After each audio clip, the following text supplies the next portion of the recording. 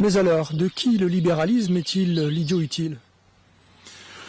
Le libéralisme consiste, réduction sévère et nouveaux problèmes, à croire, je dis bien croire, que les vices privés deviennent au service de l'économie des vertus publiques, et cela à l'insu de ses agents. Extraordinaire. Les vices privés, c'est-à-dire les passions tristes de Spinoza, ambition, avidité, jalousie, envie, égoïsme, etc. Il est vrai d'ailleurs que on a embauché Spinoza dans la mouvance pré-libérale en quelque sorte, parce qu'il avait dit, dans l'éthique, ce genre de choses qui se retrouvent modulées de diverses façons au sein de cet ouvrage, quand chaque homme cherche le plus ce qui lui est utile à lui-même, alors les hommes sont les plus utiles les uns aux autres. Simplement, Spinoza ne pensait pas du tout que l'homme était le plus utile à lui-même quand il cédait à ses passions tristes, précisément, et qui, au contraire, l'emmenaient vers la tristesse, et d'une certaine façon la déréliction. Tandis que ce sont de toute autre passion qui peuvent l'emmener vers la joie et donc vers un accomplissement personnel, lui seul capable de contribuer à l'accomplissement collectif d'une certaine façon.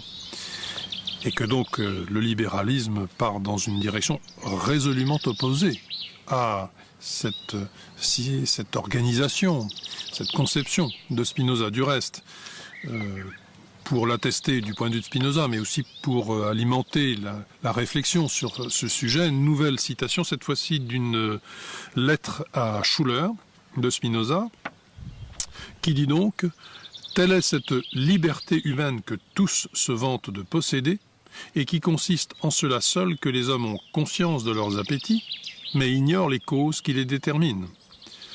Un enfant croit librement appéter le lait, un jeune garçon irrité vouloir se venger et, s'il est poltron, vouloir fuir. Un ivrogne croit dire par un libre décret de son âme ce qu'ensuite, revenu à la sobriété, il aurait bien voulu taire. De même, un délirant, un bavard et bien d'autres de même farine croient agir par un libre décret de l'âme et non se laisser contraindre. » Où l'on voit que la liberté libre, la liberté de tout un chacun d'agir comme bon lui semble, selon son idée de son intérêt, est très très très loin d'être la source idéale pour la réalisation humaine, personnelle et au sein de la société à laquelle on participe. En effet, et pour aller un peu plus loin, laissons Spinoza. Dans cette logique du libéralisme, l'intérêt et l'intérêt économique devenant prévalent et de fil en aiguille alpha et oméga de la vie sociale, le libéralisme est devenu tout simplement hyper-libéralisme. Hyper comme tout ce qui sort de son lit, qui excède totalement son domaine et phagocyte tout, le tout de la vie et de l'humanité, de fil en aiguille, parce que c'est bien là qu'on arrive, il faut en être conscient, et tout cela, c'est évidemment dès lors qu'il y a cette sortie du lit, et ce recouvrement général, il y a totalitarisme. Par là aussi, ce libéralisme est devenu le fourrier, non seulement de la réduction du tout de l'homme à l'homo economicus, comme l'on dit, mais de fil en aiguille, toujours, à l'homo technicus, technolâtre, technico-dépendant, et finalement, objet technique, lui-même, objet de la technique. Les élites ne sont désormais plus constituées que par l'ensemble des parvenus, et les parvenus déculturés, puisqu'il faut innover sans cesse. Ce sont les vainqueurs de la guerre sans gloire et sans honneur de tous contre tous, sur fond de service de la technologie, comme on ne devrait pas dire, sur fond d'esclavage technique. Drôle d'émancipation, curieuse épiphanie de l'homme. l'homme devenu cheville ouvrière, simple cheville ouvrière de son remplacement technique. C'est qu'oblige non seulement l'obstination idéologique de nos libéraux, non seulement l'obnubilation pour la création de richesses et l'innovation permanente, mais plus profondément, l'impérialisme de l'inéluctable et indispensable progrès technique, sans lequel tout cela serait inimaginable, il faut bien le voir.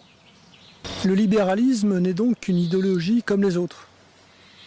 Question de isme.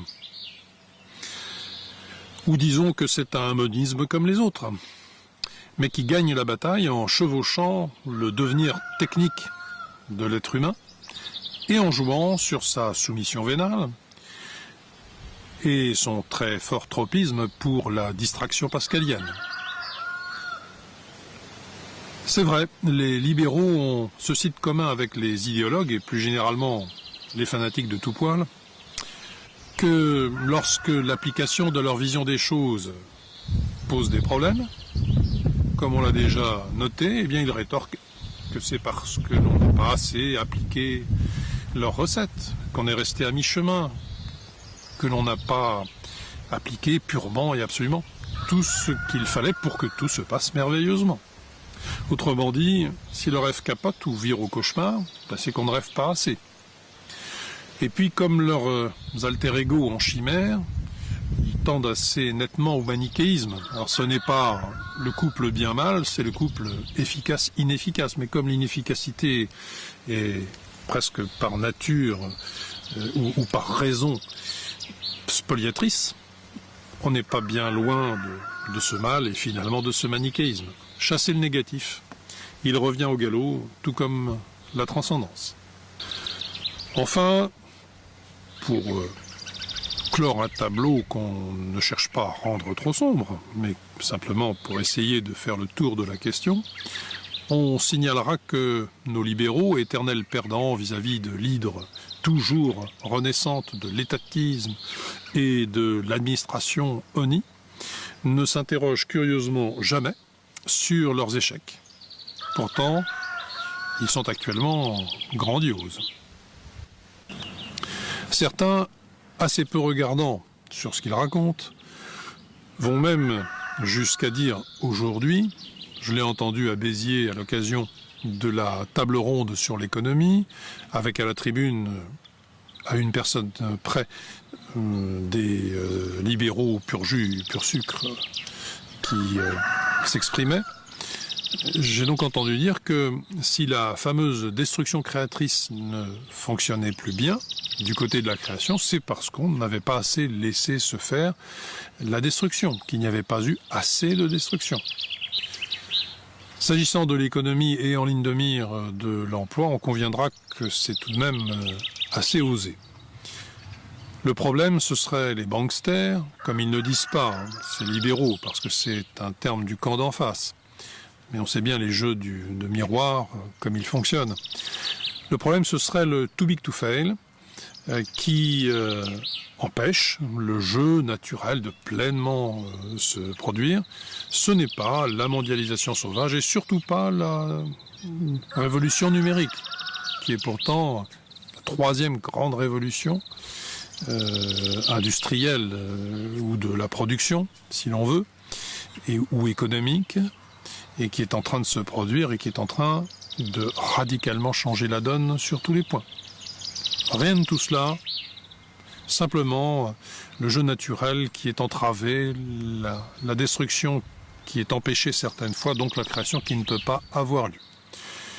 Comme si, en ne laissant pas s'effondrer certaines banques systémiques, comme l'on dit aujourd'hui, c'est-à-dire en ne prenant pas le risque d'un effondrement général et total aux conséquences presque incalculables, on sabotait par là l'avenir merveilleux que promettent toutes ces innovations formidables, susceptibles de germer dans l'esprit des génies de la bricole et des apprentis de la bidouille digitale.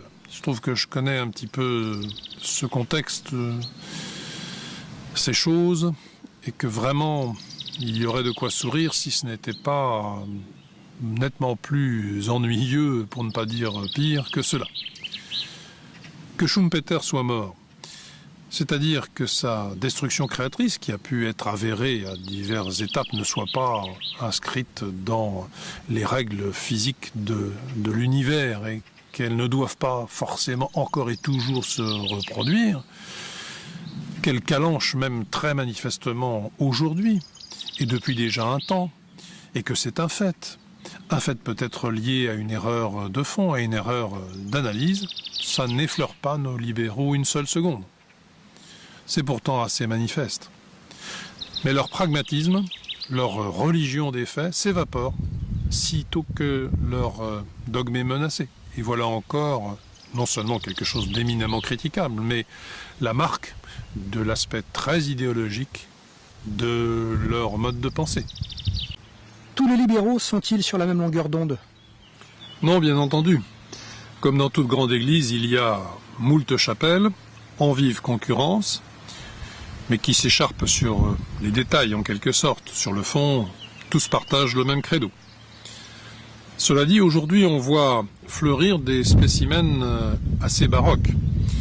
Les libéraux nationaux, comme Charles Gave que je citais tout à l'heure, ou mieux encore, les libéraux enracinés charnellement, je cite Becbédé, par ailleurs quelqu'un de très estimable. Comme si le libéralisme bien compris, bien tempéré, ne pouvait se concevoir que dans un cadre délimité d'une société donnée, et donc aujourd'hui dans le cadre de la nation. Voire dans le cas de l'enracinement, au-delà de la nation, parce que somme toute la nation c'est une structure politique qui a son histoire et ses raisons propres, qui ne sont pas véritablement liées à la dimension économique ou du développement économique. Alors enraciner, c'est-à-dire limite la terre qui ne ment pas, pour aller plus loin et justifier d'une certaine façon ce développement, cet aspect économique au service d'eux, à partir d'eux, bref, non pas hors sol et pour lui-même absolument. Sauf que ce soit le cadre national, encore une fois, on voit mal ce qui associe, relie, structure la dimension du libéralisme et de l'économie à la nation, qui est une étape dans l'évolution des structures politiques, pour des raisons, encore une fois, fort différentes et proprement historiques. Et plus encore, le charnel, on voit mal ce qu'il a à faire véritablement, ce qui le légitime sur le sujet, le cœur de cible en quelque sorte du libéralisme. En revanche, on voit très bien que l'économisme qui s'ensuit du libéralisme n'a que faire de ces considérations-là, de ces limites-là, et que donc ce type de conception ou de volonté d'accommoder la chose est au mieux un combat d'arrière-garde et plus foncièrement une fausse route. De même, on peut dire la même chose pour un troisième type que l'on voit apparaître, les libéraux conservateurs. Libéraux conservateurs, c'est-à-dire ceux qui entendent promouvoir ce que n'est plus la droite classique, ce que ne sont plus les conservateurs de gouvernement et de partis traditionnels, disons, et donc qui promeuvent une association entre le libéralisme bien compris, mais un aspect conservateur quant aux aspects sociétaux, comme on dit aujourd'hui, de valeurs, comme on dit aujourd'hui, etc.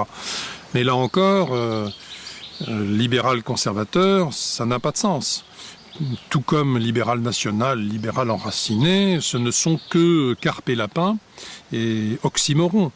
Cette figure rhétorique si chère précisément à la modernité modernante.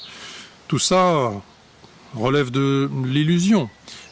D'ailleurs, on pourrait aussi faire un autre rapprochement un petit peu volontairement, un raccourci un peu saisissant. Je voyais passer un tweet il y a très peu de jours de quelqu'un qui n'est absolument pas libéral, qui est tout à fait du camp d'en face, et qui se choquait parce qu'il découvrait de sa fenêtre qu'une façade d'un immeuble avait été peinte avec une fresque qui mettait en relief les 3 couleurs du drapeau français et qui faisait ce tweet cette façade désormais bouche mon horizon de citoyen du monde.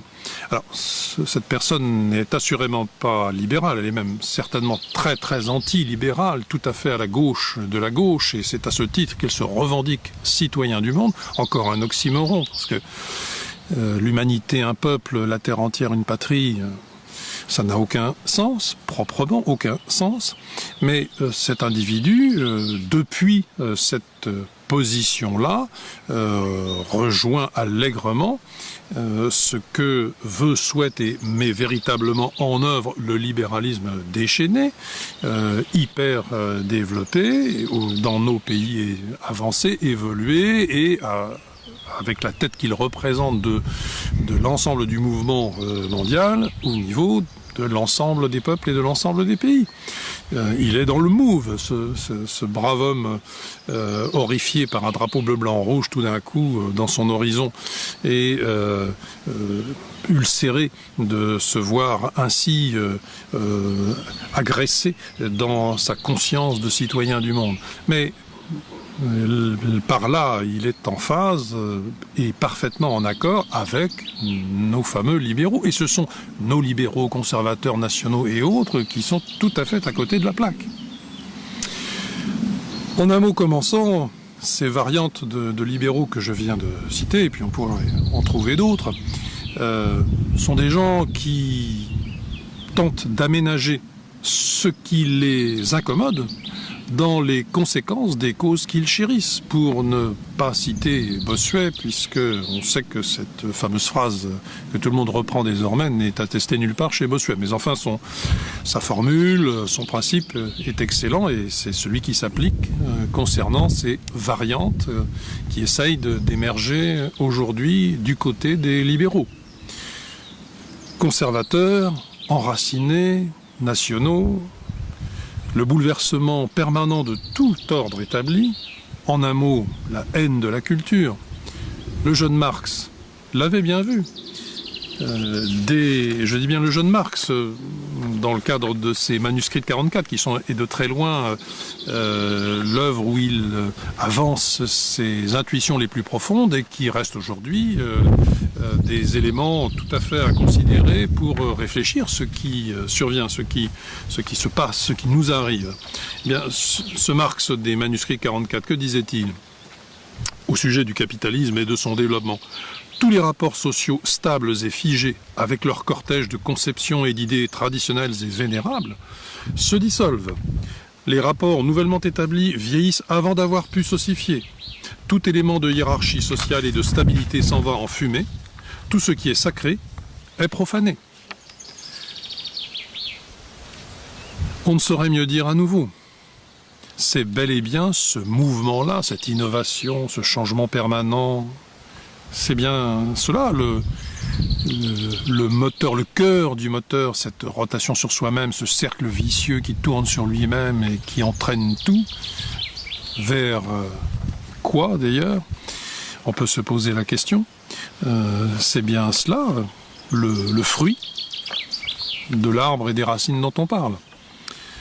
Et puis, pour les conservateurs, plus précisément, libéral et libertaire sont des jumeaux inséparables.